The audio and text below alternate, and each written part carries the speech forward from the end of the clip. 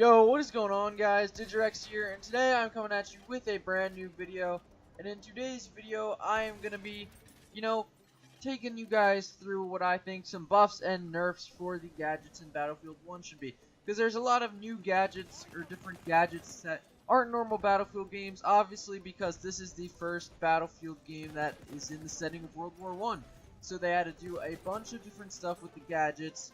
They had to make a bunch of new ones, change them around just so you could get the same sort of Battlefield kind of utility out of the gadgets, but also keep it realistic in the World War 1 era. And I'm going to be going over some buffs and nerfs that I think will be coming to gadgets in the future. And we're going to be starting off with Assault, and I'm just going to be running through these gadgets.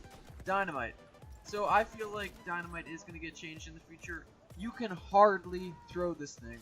I do think they're going to increase the distance that you can throw it, or make it stickable.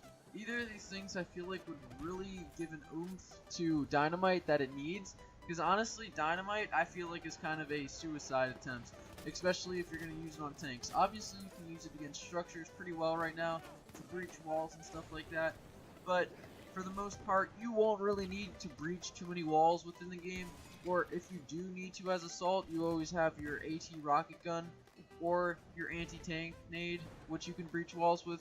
So Dynamite I really feel like should just be able to stick on stuff either, or be able to be thrown further. So now moving on to the anti-tank grenade, and I honestly think this thing needs a nerf against infantry. I mean, it's supposed to be an anti-tank grenade, but a lot of the times I'm killing people with, I'm killing infantry with the anti-tank grenade, and it's meant to be used against tanks, but most people just use it like 2 extra grenades for you. And the rocket gun I feel like is good because you need direct impact to kill unless they're weak. But these anti-tank grenades, they have pretty big blast radius, and you have 2 of them. And if there's no tanks on the map at the moment, or you're playing on a map without vehicles or a game mode without vehicles, you can really just use these nades as 2 extra grenades, which is a little bit too good. So I think the damage against infantry should be nerfed, but not the damage against tanks. So the anti-tank mine, I think this is perfectly fine. I think it's perfectly balanced. If you place it in strategic locations, you're going to kill the tank. It's up to your team to try to save your team's tanks from getting killed by this. I mean, it's totally up to the team and up to the tank. I don't think these are OP at all. They're just strategic. The AT rocket gun I feel like is good.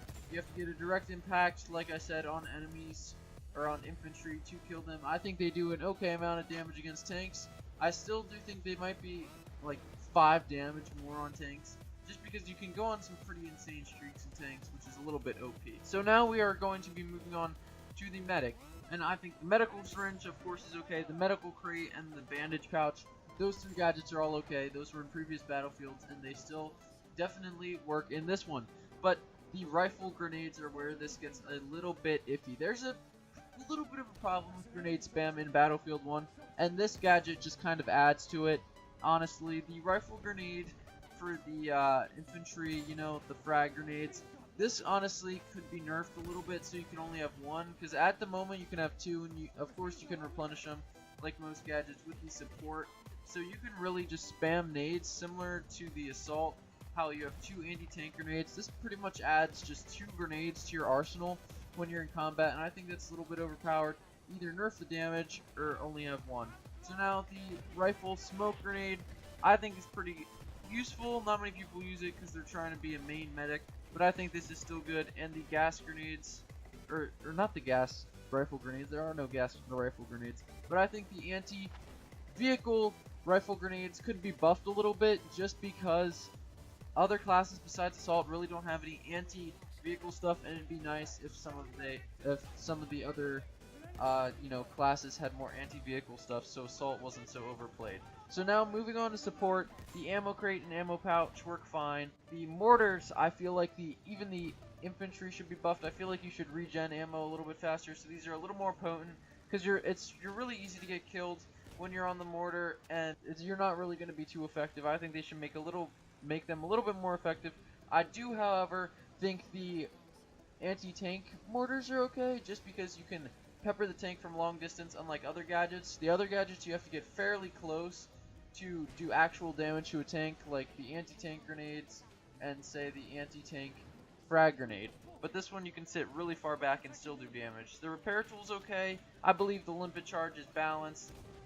And the crossbow, I think, once again, too many nades. Just take it down to 1 extra nade that can be replenished. And of course it can be replenished already, but it's at 2. Or just reduce the damage slightly. And the crossbow with the anti-tank, they should be buffed because other classes really need some anti-tank stuff besides assault.